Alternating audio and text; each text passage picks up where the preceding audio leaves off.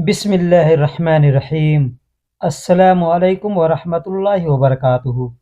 दोस्तों, आपके सामने स्क्रीन पर जो जुमले दिख रहे हैं अरबी के, मैं इन जुमलों का मतलब और इनके जैसे बहुत से जुमले आपके सामने बना कर के बताएंगे, जिसका मतलब भी आपको समझाएंगे कि इसका हिंदी में उर्दू में मतलब क्या होता है। बस आपसे रिक्वेस्ट है, गुजारिश है कि वीडियो को आखिरी तक देखिएगा। दोस्तों, ये जुमले रोज़ हमारे ज़िंदगी में काम आने वाले हैं। कहीं पे भी हम काम करते हैं, किसी के साथ भी काम करते हैं, ये जुमले बोलने को या सुनने को ज़रूर मिलता है। तो चलिए अब हम वीडियो को शुरू करते हैं।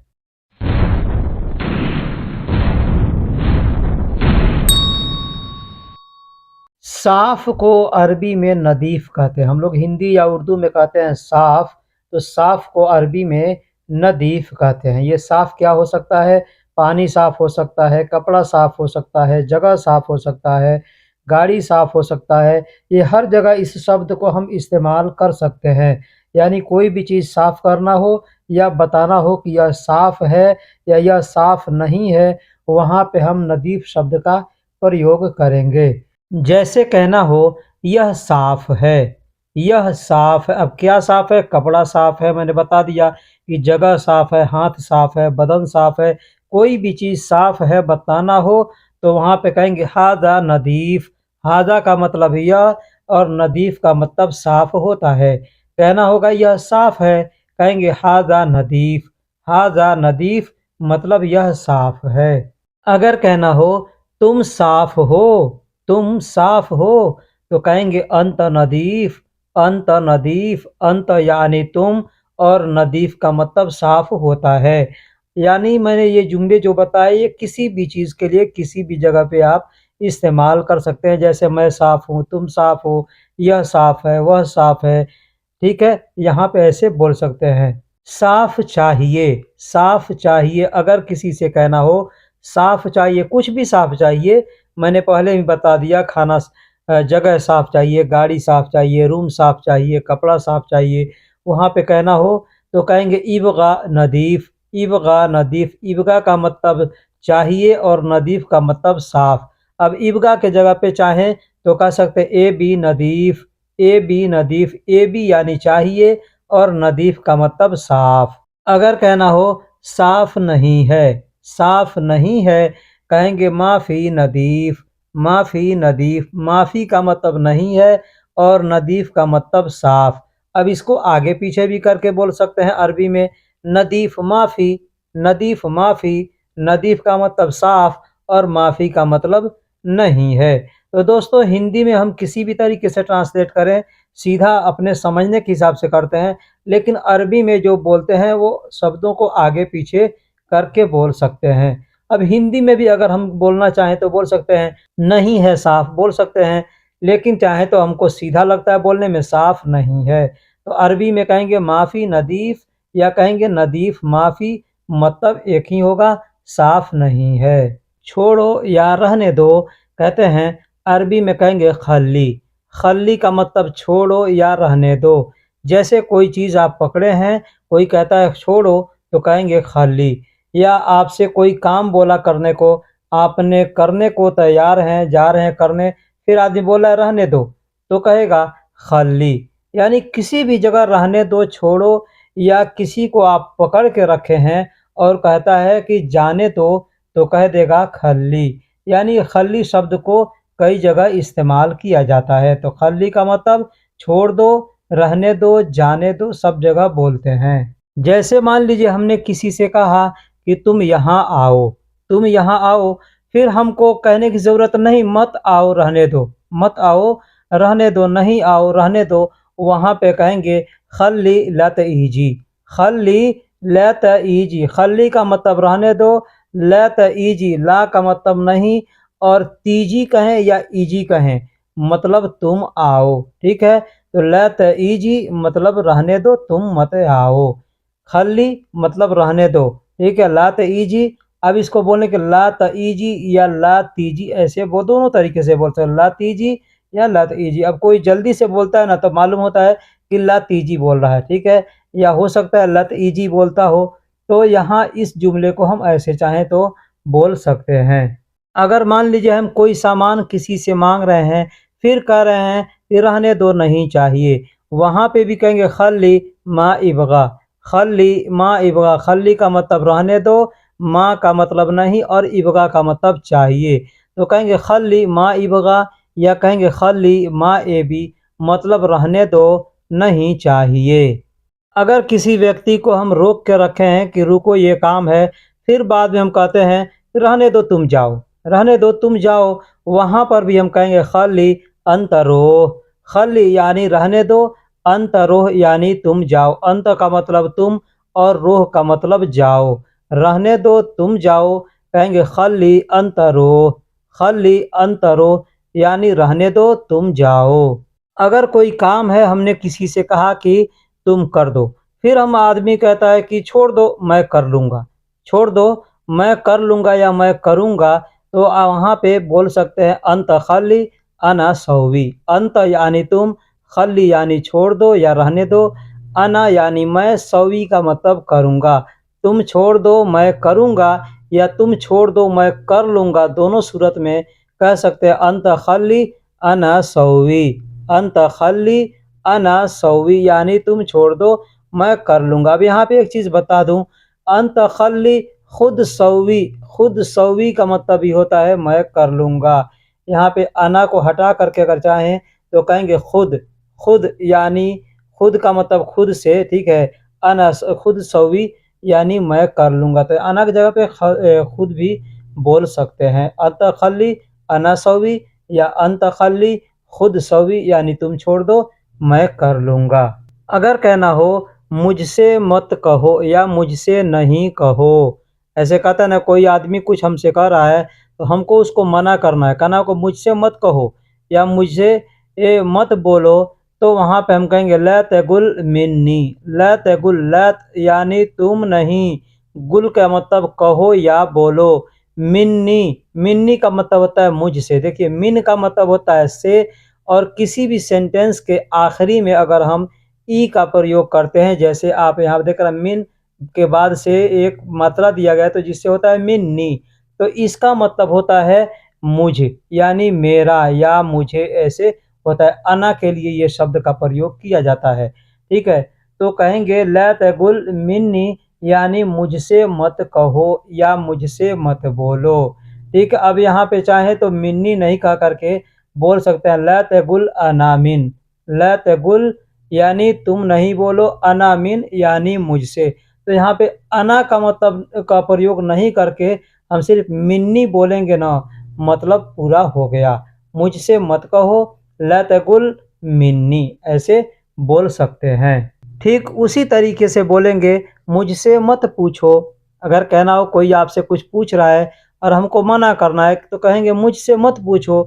अरबी में कहेंगे ला तइसअल मिन्नी, ला तइसअल मिन्नी, ला, ला मतलब नहीं तुम, ला का मतलब नहीं और तो का मतलब मुराद है अंत से, यानी हमको किसी से कहना है सामने कोई है उससे बोलना है, मतलब कि ऐसे हम बोलेंगे तुम मुझसे नहीं पूछो, ठीक है?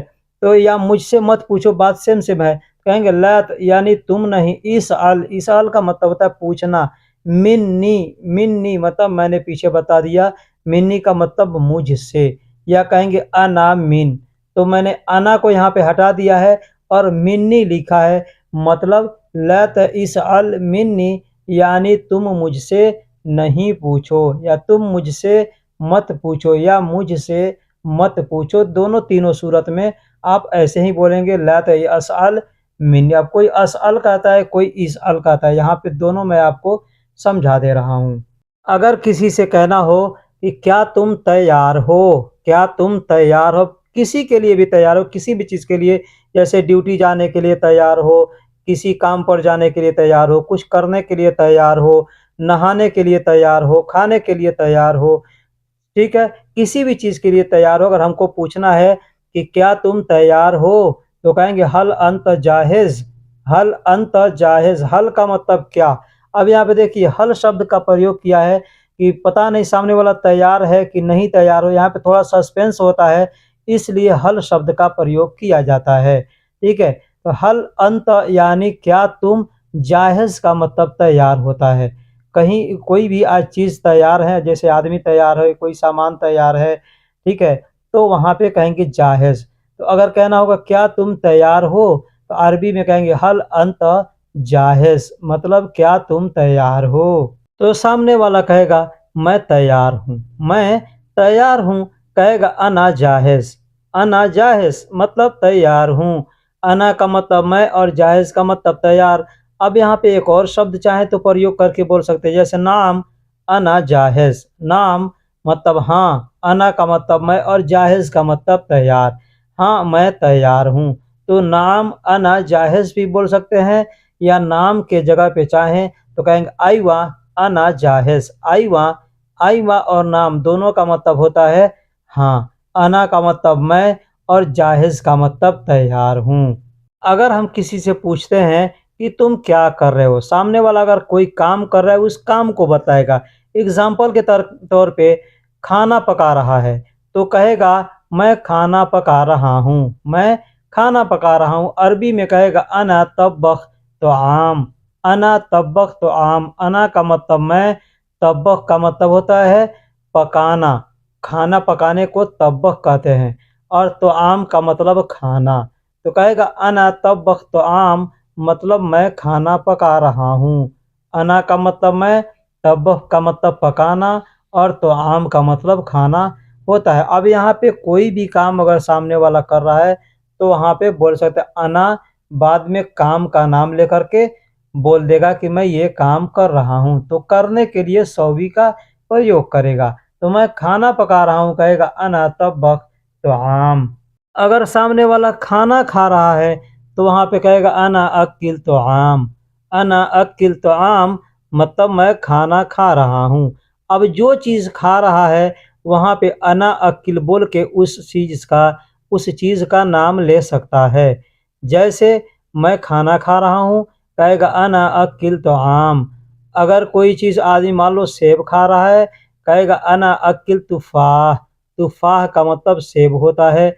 अगर आदमी आम खा रहा है, कहेगा अना अक्किल मांजो, अना अक्किल मांजो मतलब मैं आम खा रहा हूँ। मांजो का मतलब आम होता है।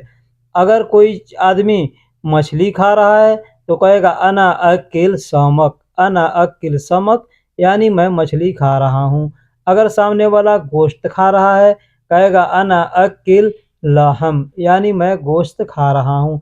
यानी जो चीज़ खा रहा है, उस चीज़ का नाम लेकर के बोल सकता है। जैसे मैं खाना खा रहा हूँ, कहेगा अना अक्किल तोआम। अना का मतलब मैं, अक्किल का मतलब खाना होता है, और खाने को अरबी में तोआम कहते हैं। ज़रूरत को अरबी में एहताज कहते हैं, ज़रूरत को अरबी में एहताज कहते हैं। एक चीज़ ज़रूरी होता है, एक ज़रूरत होता है। तो ज़रूरी को अरबी में ज़रूरी ही कहा जाता है, लेकिन ज़रूरत को अरबी में एहताज कहते हैं। एहताज यानी जहाँ पे भी ज़रूरत शब्द प्रयोग करना हो, जैसे तुमको ज़रूरत है, मुझको ज़रूरत है, उसको ज़रूरत है, यह ज़रूरत है, आज ज़रूरत है, जो भी कहना हो, वहाँ पे ज़रूरत शब्द के लिए एहताज का प्रयोग करके बोलेंगे। जैसे मैंने अभी बताया, अभी ज़रूरत है, कहेंगे अलहीन एहताज। आज ज़रूरत है, कहेंगे अलयौम एहताज। इसका ज़रूरत है, कहेंगे हाज़ा एहताज। उसका ज़रूरत है, हुवा एहताज। ठीक है? तो जैसे भी बोलना हो वहाँ पे ऐसे बोल सकते हैं। अगर कहना हो कि ज़रूरत नहीं है, तो कह सकते हैं एहताज माफ़ी, या कह सकते हैं माफ़ी एहताज। आगे पीछे करके शब्दों को बोलेंगे तो भी मतलब वही आएगा। माफ़ी का मतलब नहीं है, और एहताज का मतलब ज़रूरत होता है। अगर कहना हो मुझे बहुत ज़रूरत है, किसी भी चीज़ की, मुझे पैसों की बहुत ज़रूरत है, मुझे आदमी की बहुत ज़रूरत है, मुझे गाड़ी की बहुत ज़रूरत है, मुझे काम की बहुत ज़रूरत है, बहुत से आप चाहें तो जुमले ऐसे बना सकते हैं। तो कहना होगा मुझे बहुत ज़रूरत है, कहेंगे अना वाजिद एहताज, अना वाजिद एहताज। अना का मतलब मुझे, वाजिद का मतलब बहुत होता है, और ज़रूरत को अरबी में एहताज कहते हैं। तो मुझे बहुत ज़रूरत है, कहेंगे अना वाजिद एहताज यानी मुझे बहुत ज़रूरत है। अगर आपको किसी चीज़ के बारे में कहना है, जैसे मुझे पैसों की बहुत ज़रूरत है, कहेंगे अना वाजिद एहताज फुलूस, अना वाजिद एहताज फुलूस, यानी मुझे पैसों की बहुत ज़रूरत है। मुझे काम की बहुत ज़रूरत है, कहेंगे अना वाजिद शुगुल एहताज, अना वाजिद शुगुल एहताज, यानी मुझे काम की बहुत ज़रूरत है।